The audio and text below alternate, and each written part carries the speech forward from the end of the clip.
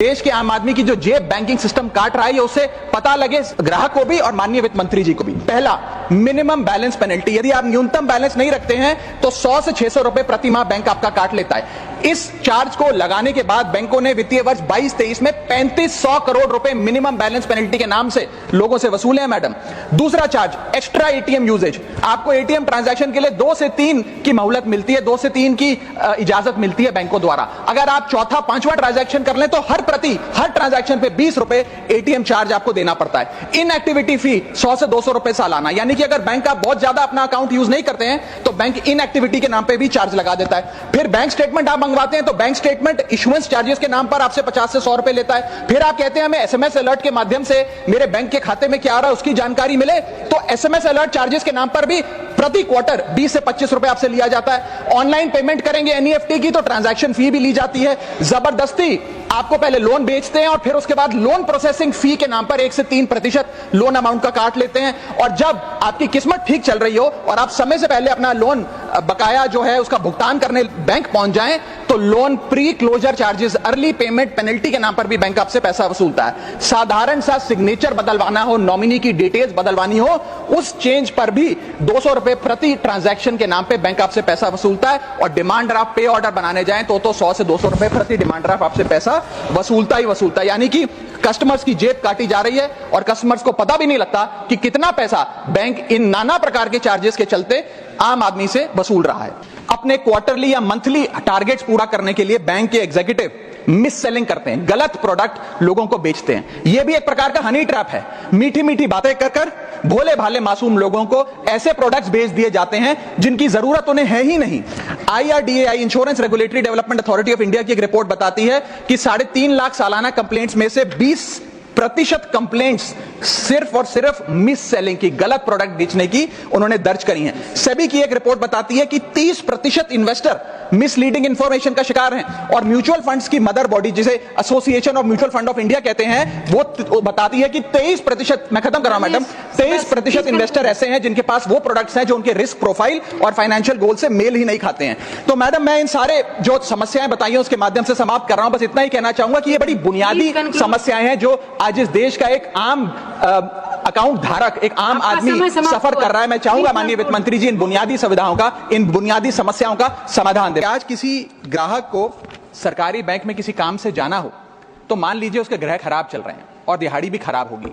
कोई नौकरी पेशा आदमी हो तो ऑफिस से छुट्टी लेनी पड़ती है, कोई स्टूडेंट हो तो प्रैक्टिकल का एग्जाम मिस करना पड़ता है, यहां तक कि साधारण सी पासबुक अपडेट कराने भी जाना हो तो वो भी एक संघर्षशील सफर में तब्दील हो जाता है। मैडम, आप जब किसी सरकारी बैंक में घुसते हैं तो ऐसा लगता है कि 80 या 90 की दशक की किसी इमारत में आ गए हैं, जहां पे दीवारें उखड़ रही होती हैं, पंखा अपनी मर्जी से चलता है और लाइनें रेल टिकट से भी ज्यादा लंबी होती हैं। इसके बाद जब आप काउंटर नंबर 1 पे पहुंचते हैं तो बताया जाता है काम यहां नहीं होगा, काउंटर नंबर 4 पर जाइए।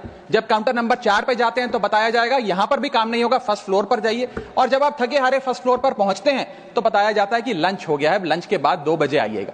2:15 पहुंचते हैं तो बताया जाता है कि लंच एक्सटेंड हो गया, अभी कर्मचारी गुलाब जामुन खा रहे हैं। यह व्यवस्था है कस्टमर सर्विस की एक सरकारी बैंक में। और आज हम जहां चांद पर पहुंच गए, यूपीआई से गोलगप्पे खरीद रहे हैं, लेकिन हमारी सरकारी बैंकिंग व्यवस्था 80-90 के दशक से बाहर नहीं आ पा रही है। अभी आरबीआई के गवर्नर ने हाल ही में एक प्रेस कॉन्फ्रेंस कर वित्तीय वर्ष 23-24 की रिपोर्ट जारी करते हुए कहा कि 95 शेड्यूल्ड कमर्शियल बैंक्स में एक साल में, एक वित्तीय वर्ष में 1 करोड़ से ज्यादा कस्टमर सर्विस से संबंधित कंप्लेंट्स आई हैं। और ये तो वो कंप्लेंट्स हैं जिन लोगों को पता था कंप्लेंट कैसे दर्ज करानी है और उन्होंने दर्ज कराई। न जाने ऐसी कितनी कंप्लेंट्स होंगी जो सिस्टम में कैद ही नहीं हुई। इसी के साथ साथ बैंकिंग कोड और स्टैंडर्ड्स बोर्ड ऑफ इंडिया का एक सर्वे बताता है कि 45% बैंक कस्टमर्स बैंकिंग व्यवस्था से डिससैटिस्फाइड हैं, असंतुष्ट हैं। और मैं चाहूंगा आपके माध्यम से सरकार के कानों तक ये बात पहुंचे कि डिजिटल सर्विसेज का एक कस्टमर सेटिस्फैक्शन ऑडिट कराना चाहिए सरकारी बैंकों का, कि क्या हमारी सरकारी बैंकों की वेबसाइट का इंटरफेस या मोबाइल एप्लीकेशंस सरल हैं, अच्छी हैं, या कस्टमर्स उससे त्रस्त हैं। दूसरा बड़ी समस्या है रूरल इंडिया के अंदर limited access to banking infrastructure. आइए गांव की ओर चलते हैं मैडम। क्या हमारी बैंकिंग व्यवस्था ग्रामीण इलाकों तक पहुंच चुकी है? नाबार्ड की एक रिपोर्ट बताती है कि 50% of rural India is still suffering from lack of adequate access to banking. Financial inclusion index की आरबीआई की 2020 की रिपोर्ट बताती है कि ग्रामीण भारत में हर 100 में से मात्र 54 लोगों तक ही हमारी बैंकिंग व्यवस्था जैसे तैसे पहुंच पाई है, और 30% से ज्यादा रूरल हाउसहोल्ड आज भी ऐसे हैं जो पूरी तरीके से अनबैंक्ड हैं। और मैम, बैंकिंग की ग्रामीण इलाकों में अगर बात करें तो बैंकिंग व्यवस्था ने ग्रामीण इलाकों के साथ सौतेला व्यवहार किया है।